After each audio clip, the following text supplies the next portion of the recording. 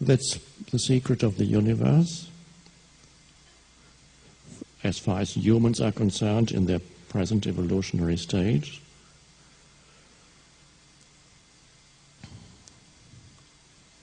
The secret lies in simply no longer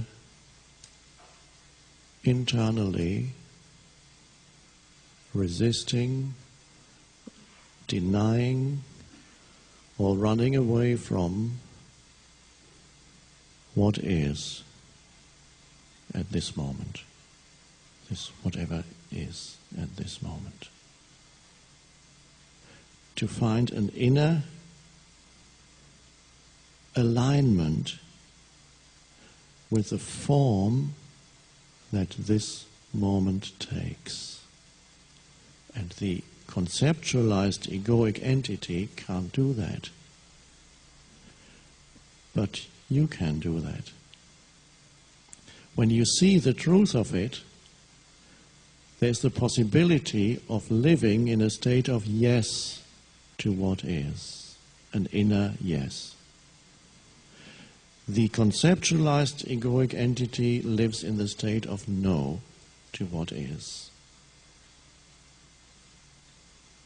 And that is the greatest transformation happens when there is the shift in you internally from denying the present moment because it's not yet enough, it's not really what I wanted, this shouldn't be happening, I want something else, I definitely don't want this. I want the next moment. It's going to be much more complete. But you always have only this. And then the strange thing happens. At first sight, it seems that the form that this moment takes, because that's all it is, there are not many moments in your life, there's only this moment ever. But the form that this moment takes changes continuously. Different forms come into that space of now, which is that inner space. Forms appear in the space of now, in your life. A situation, a person, an event, a place. And very often, the form that this moment takes seems to be a limitation. It seems to limit me. I want to be limitless. I want to know myself as limitless. Many people feel that the form that this moment takes, how could I accept that? Because this form limits me so much. And this could be where you live, it could be relationships, it could be your physical body. You cannot not encounter limitations in the world of form. You can change, you can have slightly more pleasant limitations. You could be sitting in a tiny little room and saying, oh, I'm so limited here, I want to expand, I want to live in a mansion. And you might succeed. 10 years later, 5 years later, you live in a mansion. You seem to have expanded. And then you sit in your mansion. What now? For a while it feels great. You have expanded because you have identified with the thought form of mansion. You have expanded. But sooner or later, the mansion will limit you in other ways. Your new life situation will suddenly show you there are other limitations. You may become famous and suddenly discover that great limitations come with fame. You are free of the limitations that came with poverty, and now you encounter other limitations that come with that. So, yes, you can play around with different forms in your life and experiment and expand into other forms, not expecting to find the limitless in the world of form and realizing in one way or another the form that this moment takes will be some form of limitation, that it is in the nature of form to be limited. And that's a deep realization. And then the running away from the form that this moment takes, the reactive relationship to the form that this moment takes, isn't there anymore when you see the truth of this and are able to say yes to the form that this moment takes, instead of resisting the form that this moment takes internally, which keeps you trapped in your own mental form. So what does that mean? It means, quite simply, you become friendly with what is. It doesn't mean now you're condemned to non-action. Out of that state of yes, intelligent action arises when it's needed, not when it's not needed.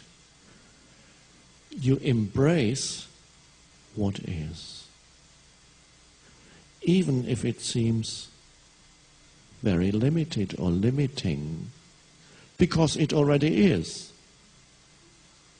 You can't remove is out of existence. You become internally aligned with that.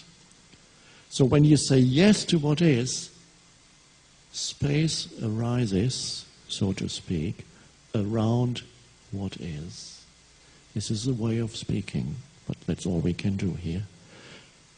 A sense of space or spaciousness arises around the form that this moment takes. And that liberates you from the limitations of form. And you cannot find the spaciousness by always running away from the forms that arise, but being with them. Surrendering to the form that this moment takes is the key. The inner surrender, whatever is part of the totality, the web of interconnectedness that is the universe. This event is part of that. There is a certain inevitability to the form that this moment takes. Yes, then perhaps action arises and it changes. You're actually amazed how quickly the form that this moment changes when you don't resist it anymore internally, because a greater intelligence comes into play now. And miraculous things can happen even on the level of form, but they didn't happen when you lived in non-alignment with is. They only happen when you live in alignment with is. And to some people that means yes to the most dreadful limitation, and that is why traditionally it's people who reached that realization found the most dreadful limitation in their life and surrender to that. The archetype of that is Jesus on the cross. This is the human archetype. This is true for each human being. The most unacceptable form of limitation that a human, and you don't need to be a Christian to believe this or to see the truth of it. In fact, if you're a Christian, you may not see it, because they tend to have a narrow interpretation of something that is very deep. So you have somebody a human being in a situation that is a manifestation of the most extreme limitation, totally. And symbolically, the words that came out of his mouth were at first, "Why hast thou abandoned me, God?" The last no. The next words that came were, "Not my will, but thy will be done," which means thy will is the will of the one, not to make it into a mental concept. The will of the one is whatever is now. Not my will, but thy will be done. A complete yes. And at that moment, the cross, which is the symbol of the ultimate limitation, becomes the symbol of the divine. The dual symbolism of the cross it's a torture instrument, and it's a symbol of the divine. And that is whatever may be happening in your life and be the greatest limitation in your life. It is not only the limitation, it's also the opening. When it's not internally resisted, the opening into space. Because space comes with a yes to what is. You are no longer bound to what is. You are no longer bound to the form. You know yourself as the formless one life, one consciousness. Ah, that's the true happiness that lasts. The heart of happiness, the core of happiness, not the superficial happiness that goes and the next moment that's so. Nothing needs to change for this to happen in your life, this transition. Whatever is the best that is for you at this moment. You work with that. Say yes to that.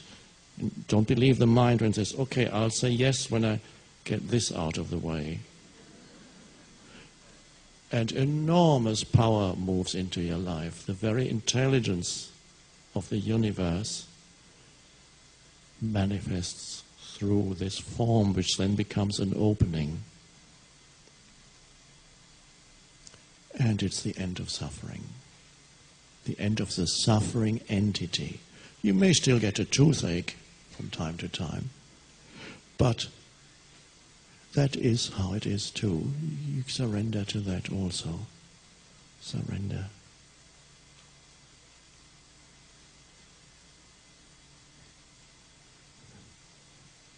That's all. No time is required for the shift in consciousness. You can only do it now. Yes to now. And find yourself through that.